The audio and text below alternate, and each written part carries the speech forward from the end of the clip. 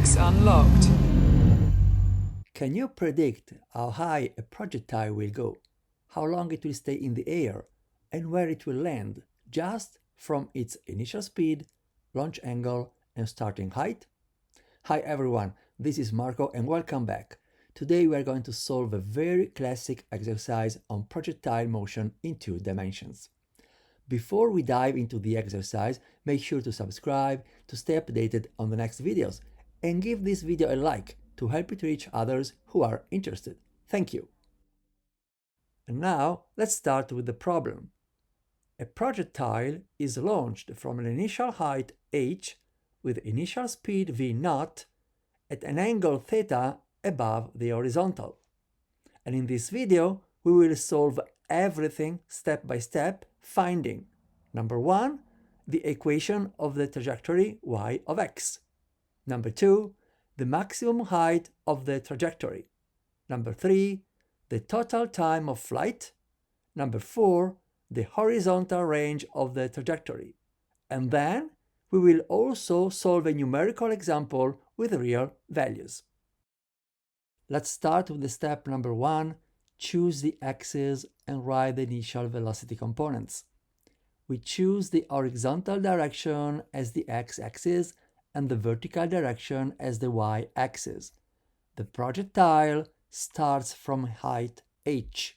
Its initial velocity has 2 components then.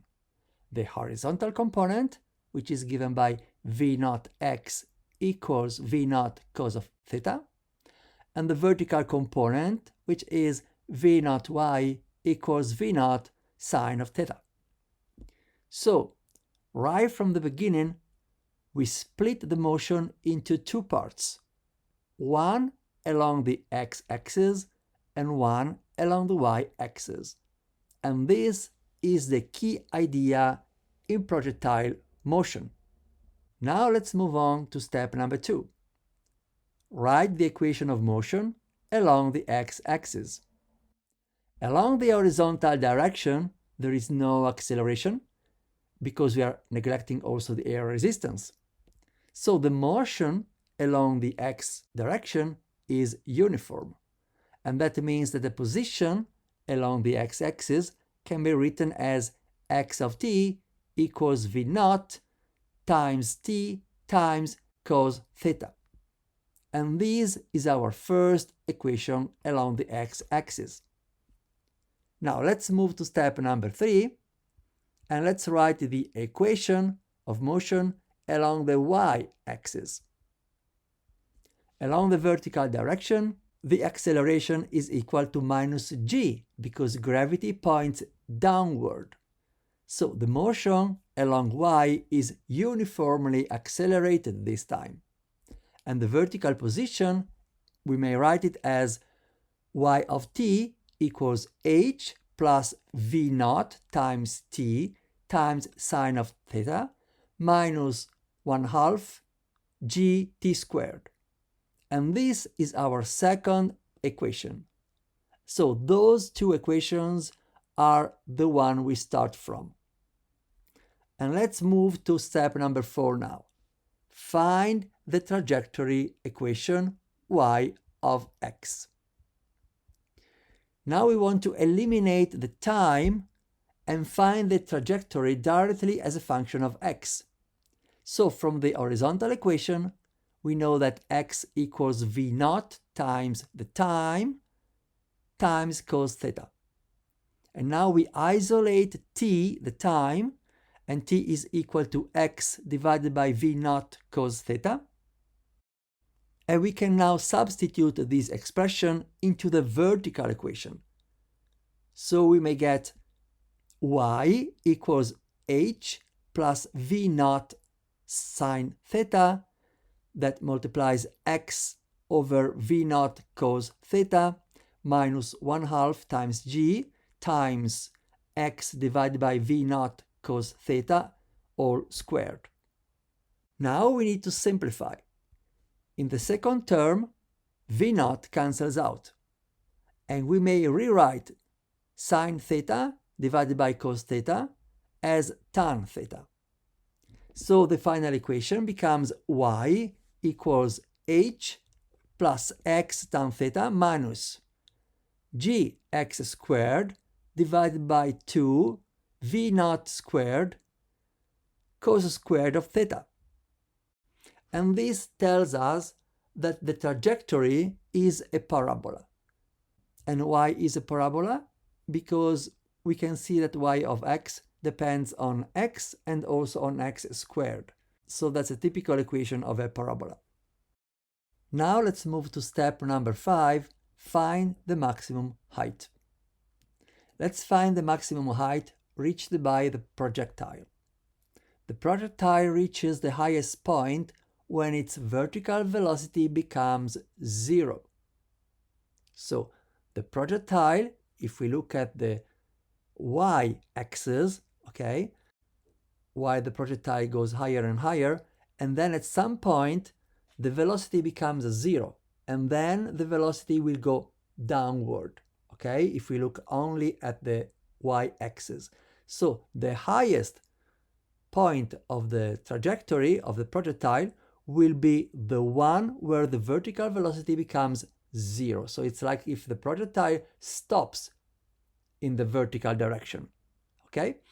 So the vertical velocity is Vy equals V naught sine of theta minus gt. At the top point, we need to set Vy equals 0 because the vertical velocity stops at that point. So we get 0 equals V naught sine of theta minus gt. And therefore we have that the time, we find the time at the maximum height, and we call it t top. T top equals V naught times sine of theta divided by g. And this is the time needed to reach the maximum height. Now, in order to know the maximum height, we need to substitute this time into the equation of y of t.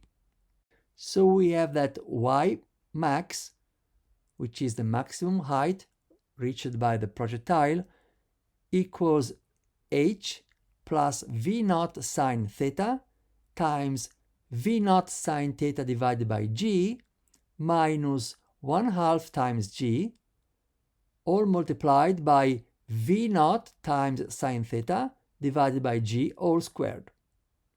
Now, simplify term by term.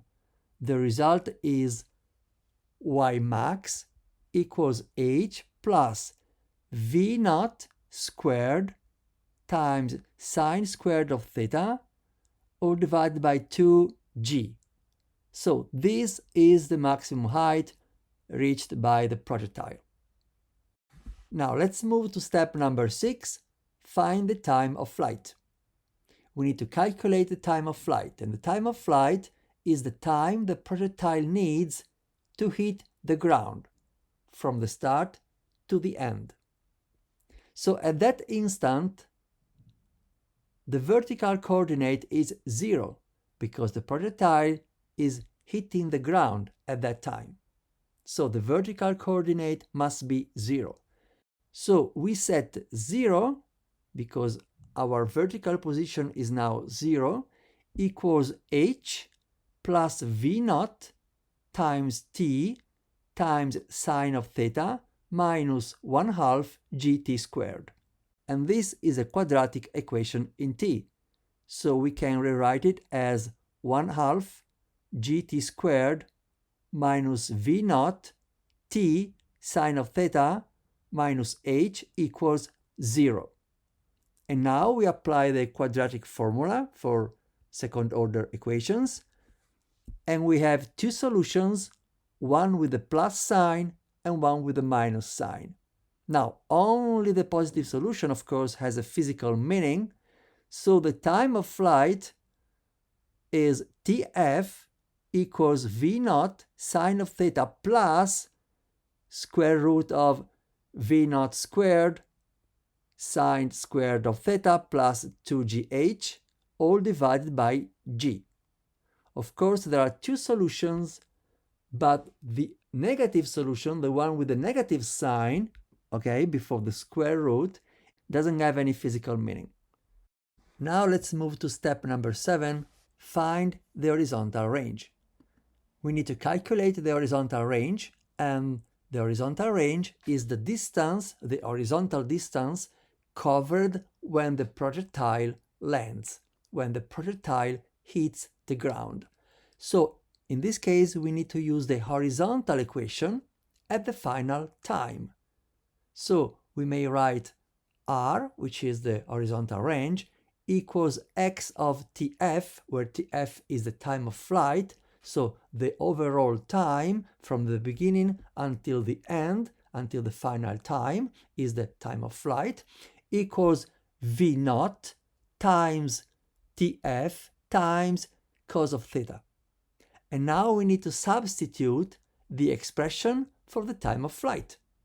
And what we get is r equals v naught cos theta divided by g, or multiplied by v naught sine theta plus square root of v naught squared times sine squared of theta plus 2gh. And this is the horizontal range. In step number 8, we have a final summary of all the formulas we have found so far. So we have the formula for the trajectory, y of x. We have the formula for the maximum height, y max. We have the formula for the time of flight, tf. And also the formula for the horizontal range, r. Then let's move on to step number 9, where we have a numerical example. So let's solve a numerical example and choose, for instance, h equals 2 meters, v naught equals 20 meters per second, and theta equals 40 degrees. Of course, we need to consider that g is always 9.81 meter per second squared. And first, what we can find is the maximum height. So y max turns out to be 10.4 meters. You can do, as an exercise, the calculations yourself. You will find out that y max is about 10.4 meters. You will find out, using the formula for the time of flight, that the time of flight is about 2.77 seconds. And then, if you use the formula for the range, for the horizontal range, you will see that r is equal to 42.4 meters. Now I have a question for you. If theta is 45 degrees, would you expect a longer or a shorter r? A longer or a shorter range? Leave your answer in the comment section. I'm waiting for them. So, in this example, the projectile reaches a maximum height of about 10.4 meters, stays in the air for about 2.8 seconds, and travels a horizontal distance of about 42.4 meters. This problem is actually very important because it shows that a two-dimensional motion can be studied by separating it into two simpler one-dimensional motions. Along the x-axis, the motion is uniform. We have seen that. While along the y-axis, the motion is uniformly accelerated. And when we combine the two motions, we obtain a parabolic trajectory. If this explanation was helpful, try to solve the same exercise again on your own without looking at the solution. And that is one of the best ways to really learn the projectile motion. Thank you very much. Don't forget to subscribe and like the video, and I see you in the next one.